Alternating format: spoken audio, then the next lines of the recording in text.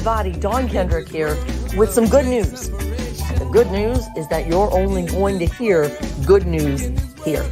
I am a repurposed news reporter, and I am finally doing the stories that have been burning in my heart for so long. They're stories that uplift, encourage, and inspire, and they are real, and they're raw, and they're vulnerable. They're the good stuff stories, and we see it over and over again that through it all, through the middle of our biggest challenges, together we can, together we will. Let's go see the good and be the good. On your mark, get set. Let's go.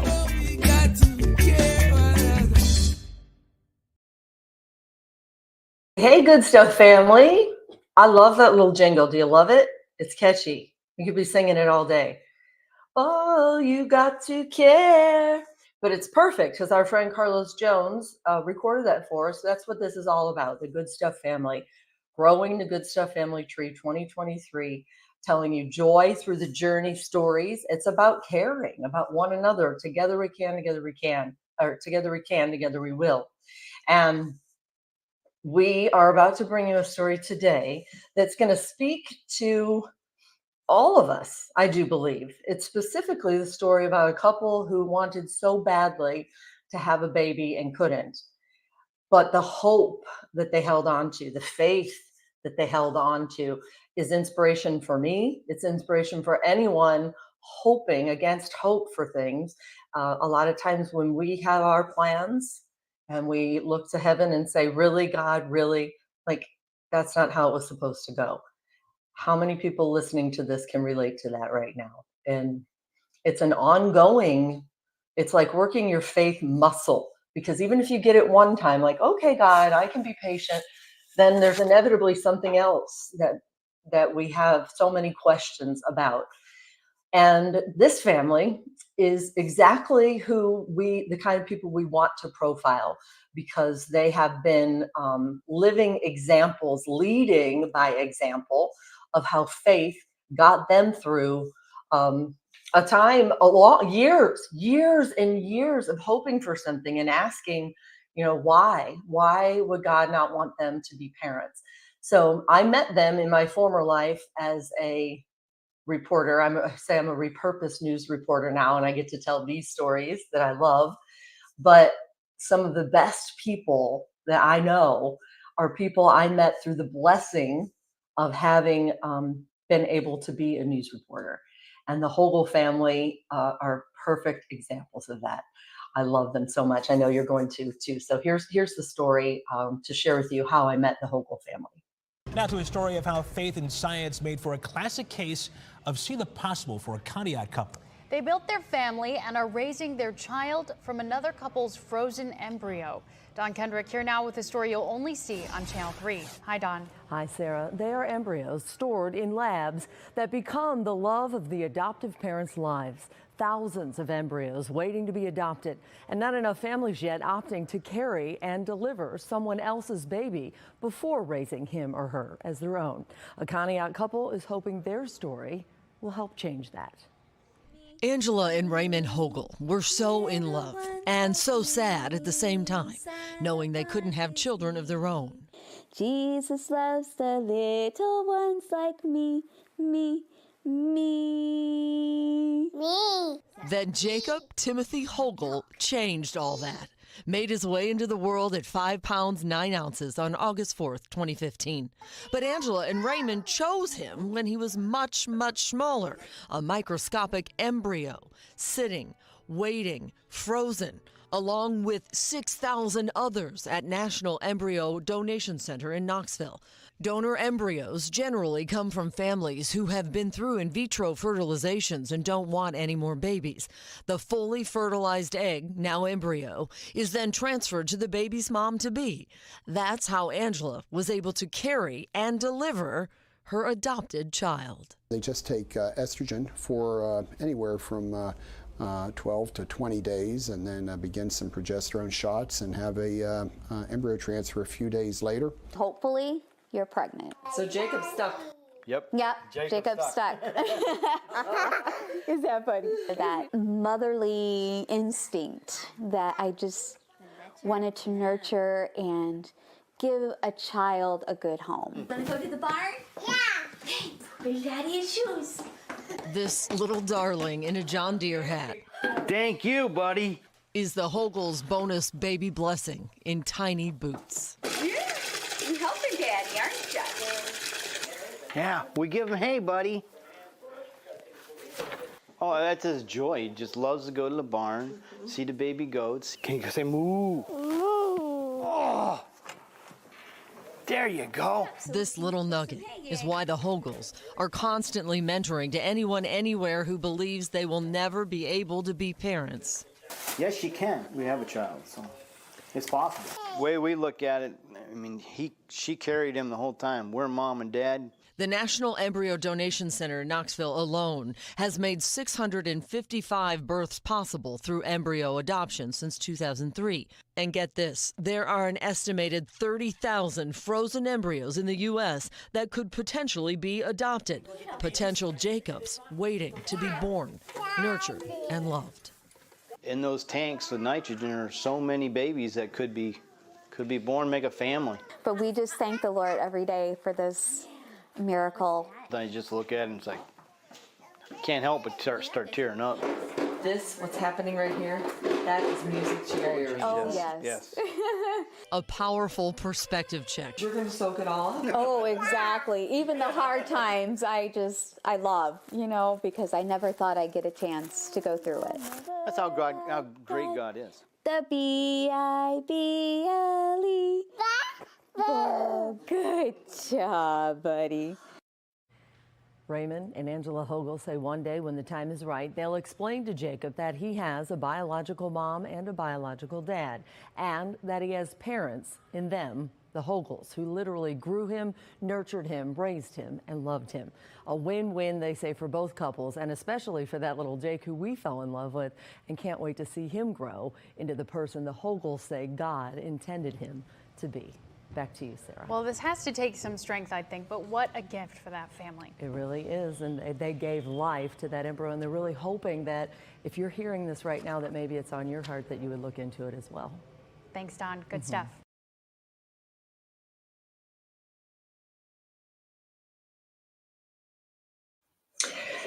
So, the question burning in my mind lately, whatever became of little bitty pint-sized nugget Jacob Hogle?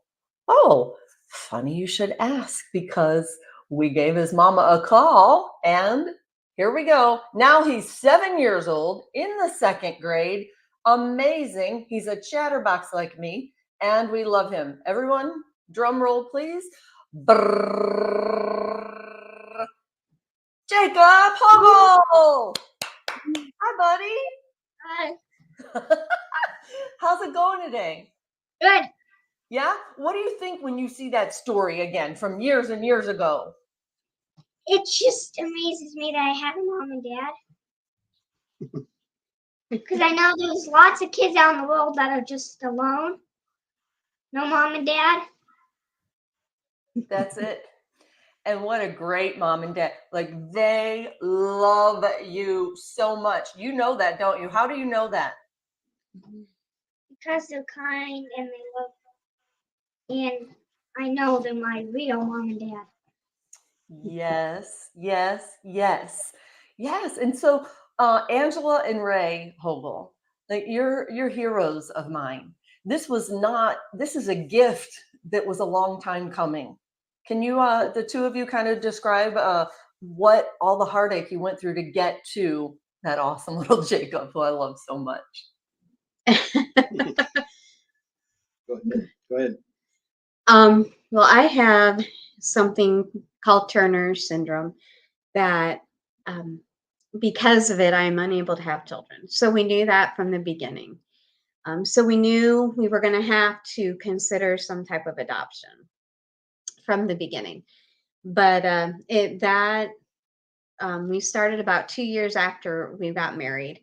And it was it seemed like I don't know, just one heartache after another for so long. Just one disappointment after another. But I guess the one was about when we had been married 14 years. We went through an open adoption and that fell through. And so that was our biggest heartache. And we thought from there we were done. That God had said, no, we weren't going to be parents. But God just put it into our heart that we weren't done yet. We had a nursery ready. And so we considered embryo adoption. So. You know, the desire just never went away. There was times I got so frustrated that we just said, that's it. But the desire was still there to be parents. And we just kept going, and God kept he opened the doors. And it just all worked out. It was definitely, without a doubt, his hand in it and his timing. There's so many times when we plan stuff, we want stuff done. This is the way we want it done. And he just says, no, you're not the one planning. I'm the one doing it. And that's exactly what happened with Jacob. It was his timing. We would not wanted to have waited, 16 years for a child. But that's the way he had it. That was his plan. And you're speaking to me. I know you're speaking to so many other people. The whole reason I even get to come to you and tell you or tell everyone else your story beyond the original story I did is because my own journey, when my contract wasn't renewed in broadcast news, I said, I'm sorry, what happened? And really, God, really? This is the only thing I've ever done. Yeah. And then sure enough, look what we're able to do now to bring you guys these stories. We have sponsors who believe in what we're doing, and to be able to now, the rest of the story, unapologetically rooted in faith. And not, we only got 1 minute and 30 seconds in broadcast news. When I told that story, it was a luxury. I think it was more like 2. But I sat there, Jacob, and I watched you smiling at special parts of that video. I watched you smiling like you are right now, ear to ear, on certain things that your mama and your papa said. It's like you lit up the screen. What about the story that they told do you love the most? What do you mean? It took a long time to get the blessing of you. And your mama said in that story that someday they would tell you, how it all happened. And here you are, 7 years old. What is it about your mama and papa's story that you love the most? Well, if, like my mom was saying, she couldn't have a baby on her own. So I won't be living here on earth if she didn't have me. And I'm just so thankful. That's it. How important is faith to you, Jacob? God and pretty important? Yeah. And you learned that from your mama and papa? Yeah. Do you suppose, I love that you were singing a song when I first met you and you were a little bitty little nugget. Do you have a new favorite song now that you'd be willing to sing us? Yeah. You do? Yeah. Okay. All you, buddy. All you. Let me hear it. Behold the God seated on his throne. Come, let us adore him. Behold the King. Nothing can compare. Come, let us adore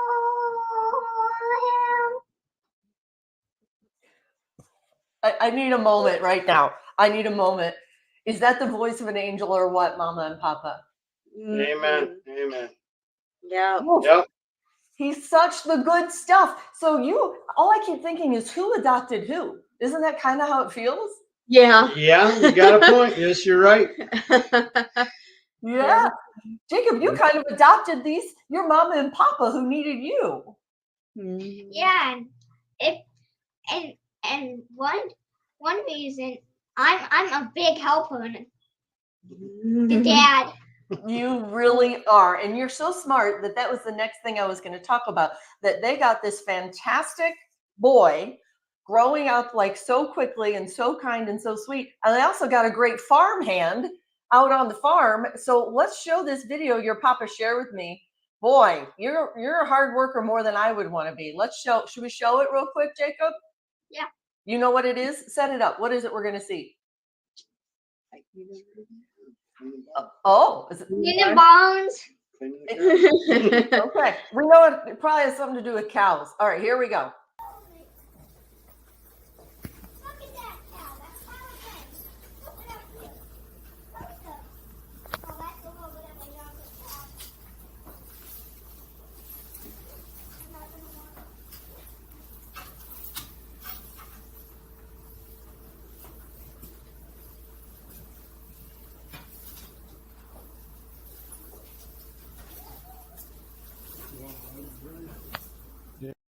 So for the people, I can smell that video from here. Can't you?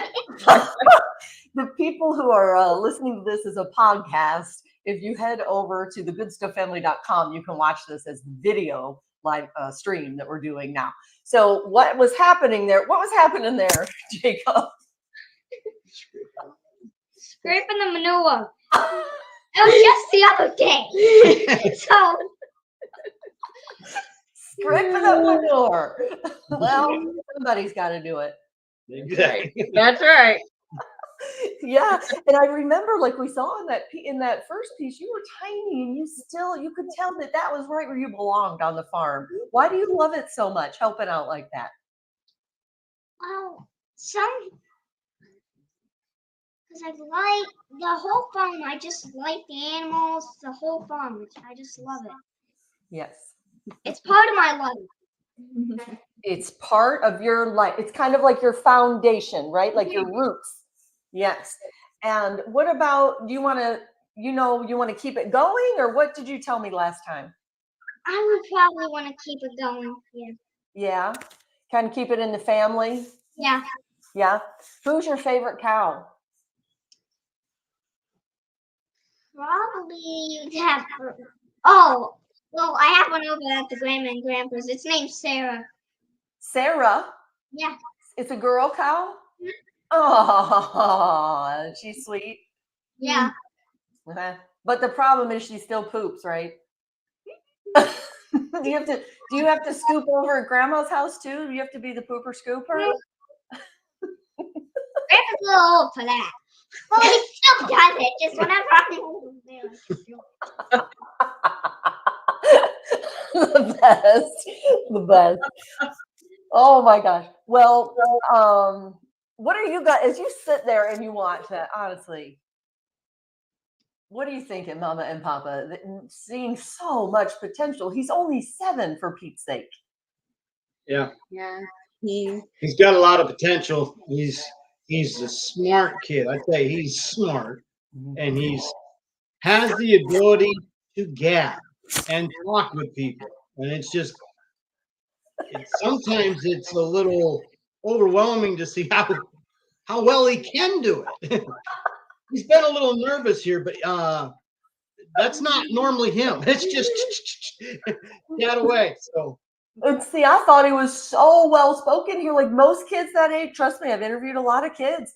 Oh my gosh, you're so mature, it feels like. And Papa says you usually talk even more. Is that true? Yeah. He's blushing a little. Well, I'm going to tell you something. In the kindergarten, had a teacher, she would send me home with notes pinned to my shirt that said, John was very talkative during nap time today. And if she's listening, I want her to know that I grew up to get paid to talk, to be a news reporter. So there's that. Yeah, right? And plus, now I'd love to take a nap and have someone tell me to take a nap. So it's always what you don't have. Right? Yeah.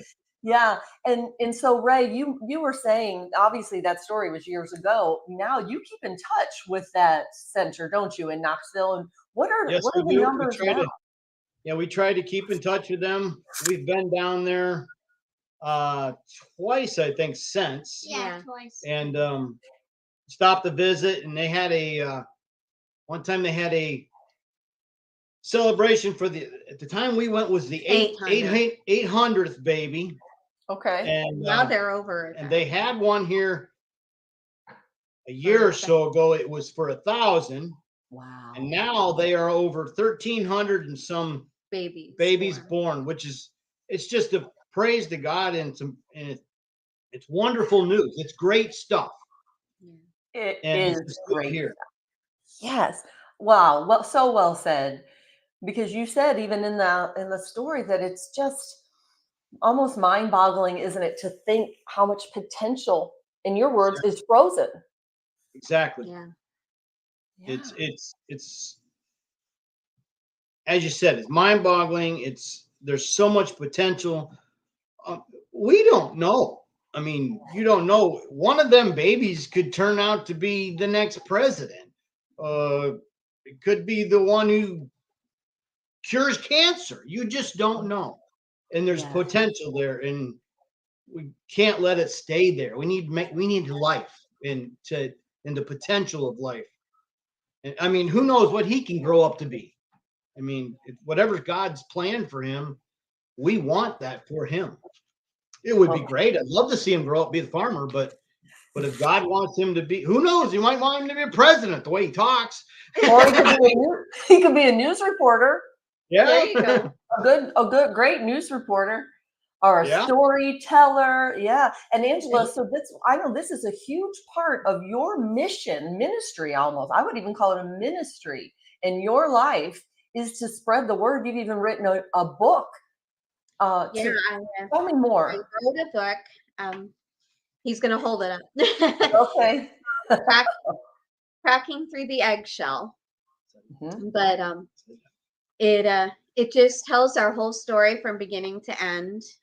My struggle with Turner syndrome, and then our struggle through this whole journey and what all we've gone through. I'm not going to tell too much so they can read the book, but but like you said, I really felt a burden to get the word out about embryo adoption, because even your story, it was funny, the guy that hooked us up said you would be surprised how many people we heard from after that story ran. Wow. Yeah. That makes me feel so good. Yeah. Because it feels like a purpose-driven life then, doesn't it? When you finally, those are the moments. Okay, so again, I was uninvited back to do the next, my contract wasn't renewed. And that really God, really moment, the fact is, right now, hearing that you said that story touched so many people, now it's, really, God, really? It really works that way. And that was a blessing. And it occurred to me that those weren't my stories. They weren't my stories at all. Like that job opened up out of the blue. That was a miracle gift from God. And I believe that the best stories like yours that I love are clearly God stories. The good stuff stories are God stuff stories. When I'm typing too quickly and a O is omitted, there it is. And in your case, it is a God stuff story. It really is, isn't it? Yes. And through this book, I wanted to encourage people, sometimes when we forget that God is still a miracle working God.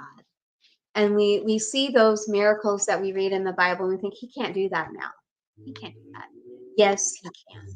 If that is his will, he can do above and beyond what we could even imagine. Sure. I know it to be true. I know it to be true. And it's every second of every day. And to remind ourselves that we're part of the plan.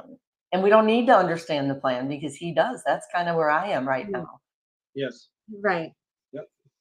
And we only see just, part of our life. We don't see our whole life like he does. He sees our beginning to our end. And it's your story for his glory. Right. Yep. Exactly. Really, what do you think, Jacob? What do you think about all this? You have something to say? No. Sometimes adults talk a lot too. We talk a lot. So thank you. If they didn't choose the choice to have me, I wouldn't be on earth right now. Right. I don't know. I would still be at that place where I got adopted. Yes, and they gave you life. And the best part is not only did they give you life, they're giving you the tools and the keys and the instruments to a really godly life, to be really rooted in the super good stuff that's everlasting, right, Jacob? Yes. Yeah, so cool. Well, like a Christian. That's exactly what it is. There it is. Just 2 words. That's exactly what it is. What do you think it means then to be a Christian? To act like and be kind. There. Yep. Love one another and every. Yes. Yes. I could learn so much from you, and I can't wait to see what you grow up to be, because I'm going to claim that Auntie Dog had some part to do with it. I don't know. Oh yeah. Yep. I'll say I knew him way back when he was That's right. Oh my gosh. Well, I came across something. People, a lot of people, regular followers know that I've just moved to St. Louis, where I was raised, to be closer to my mama, who has advancing dementia. So we have all the boxes piled up in the house, and one by one they're being unloaded. But it's that feeling of just, everything's just disheveled, and you want to wave a wand. But I don't think it's an accident that yesterday morning, when I was plowing through the box that said coffee mugs, because let's just be honest, that's more important than even plates for me right now. Yep. Got the Keurig set up like 3 seconds after we were there. But in the box that has all the extra coffee mugs, I find this handwritten, again, if you're listening in the podcast, you can go to thegoodstufffamily.com and find the video podcast. It's this handwritten note card. I wrote it probably 8 years ago or so, and it would hang on my fridge over on the side. But all the other stuff from the fridge is packed in a little Ziploc somewhere, the prayer cards and all of that. This was staring me in the face the day before we do your interview. So could I read it to you guys quickly? Sure. This Yeah. is from another mama who wrote a book. Her name is Angela Yuan, I believe. It's Yuan. And her book, from another mama who wrote a book, is called Out of a Far Country. And this quote that she wrote, I took the time to write it as my own reminder every day. This was another mama concerned about her son, a mama who, that love for a child that's like nothing other than God's love for us, I'm sure. And this is what she said while she was worrying and praying for her son, an adult son. She said, I'll stand in this gap for now. I'll stand until the victory is won, until my body, my mind, my heart, and my soul heals. I'll stand in the gap every day, and there I'll fervently pray. And Lord, just one favor, don't let me waver. If things get quite rough, which they may, I'll never give up, nor will you. Though pain seeks to destroy, I'll not quit as I intercede, though it may take some time. I give you my fears and tears as I trust every moment I plead. So I can relate to that. I'm not a mama, but anyone who's hearing this, wherever you are, stand in the gap for now. That's what you guys did for 16 years. Mhm. Yeah. And again, it's a mom's love where you turn to God. Yeah. So I can't wait to keep following your story. It is classic, the good stuff. And in the show notes, we can put want to say where they can find your book, Mama? They can find it on Amazon or Barnes and Noble. Okay. And we can put that up there. We can put the link to that story. If someone wants to see it individually, we'll put all that stuff in the show notes.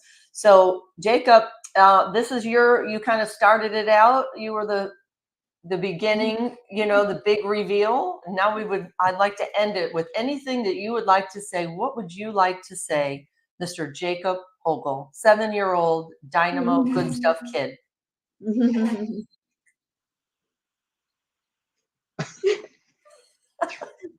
And he's speechless. Well, it's just one thing I would like to say.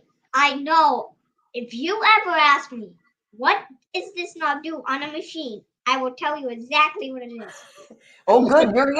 Your papa said you help fix things all the time. You're learning over his shoulder all the time to fix things on the farm, aren't you? Yeah. Okay. Well, we'll have to come back when you're working and do a little plug for you. Hire Jacob. He's a good guy. Yeah. Mama, Papa, anything else you'd like to say to wrap it up? I just say to people, don't ever give up. God will answer your prayer in time. Jacob is our 1 Samuel 1:27 baby. For this child we've prayed, and God answered it, and He give us our child. And it's just, don't ever give up, and continue to pray. If you have that burning desire, like Angela had that desire, and it just wouldn't go away. So I knew just from her desire that we couldn't give up. And as long as that desire was there, God was going to answer that prayer. It took a lot longer than we really wanted, but it did. But God answered it. And I just try to tell people, don't give up. There is hope. There's a way.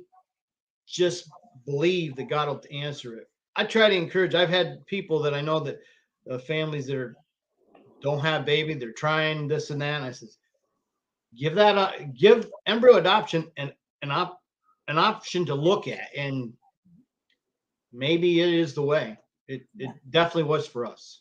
We'll be sure and put in the show notes contact information too for that center in Knoxville for sure, and see how God can multiply the blessing that you've shared, that you have, and now you share with the world. That'd be great. All right, Angela, anything else? Oh, basically just what. Okay. Keep the faith. Keep the faith. There it is in 3 words. We did a half-hour interview, and there it is in 3 words. Keep the faith. Right, Jacob? Look at him smiling. I think he's smiling because he thinks that's great, and also because we're going to wrap this up. even for Jacob, there's a such thing as too much talking. Someday. Well, I love you, buddy. Angela and Ray Hogle, just thank you. Thank you for being such a perfect example of leading by example in faith. I'm just so grateful for you, and I feel honored and blessed to call you friends. So thank you so much. Thank you. Thank you for the thank opportunity. you for putting the good stuff out there. That's what we'd like to hear. Thank you. Don't try to share our story. Thank you. We're just now starting. We have full speed ahead, great momentum from sponsors. And if you're listening, check out thegoodstufffamily.com. We'd love to have you on board. Okay, guys. God bless the Hogles. Huge love and gratitude to our friend Carlos Jones. He is the talented voice and creator behind the music that sets the tone here for these Good Stuff stories. Big love and gratitude as well for our social media director, Danielle Folk, consistently going above and beyond for us. Follow her on social media at Farmhouse Storyteller. And to producer Travis Ford, the glue that holds together the moving parts of this God-inspired endeavor. TheGoodStuffFamily.com is where you'll find links to all the things we're doing, including how to sponsor a story of your own. So grateful for our faithful sponsors who already make so much of what we do possible. And of course, big love and gratitude for you, the listeners, helping to grow this Good Stuff family tree 2023. Welcome to the family.